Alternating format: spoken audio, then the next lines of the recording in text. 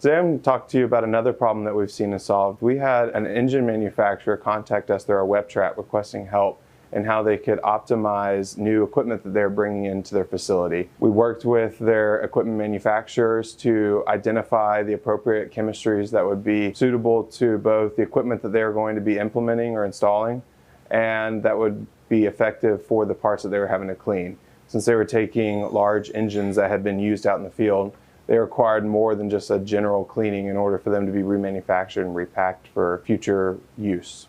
So they initially contacted us through our web chat feature and were able to take their parts and send them to us. We were able to process them here in our lab, validate the products that we were going to be recommending, and to this day they've been using our chemistry in almost all of their applications. And now, even to this day, they trust us as their primary chemical supplier, working beyond just the scope of what they initially contacted us for. So they originally contacted us with help finding a chemistry that would work for their equipment in their teardown station. So we needed to find a chemistry that would work for a wide variety of metals, but would also be able to be used at a lower concentration effectively.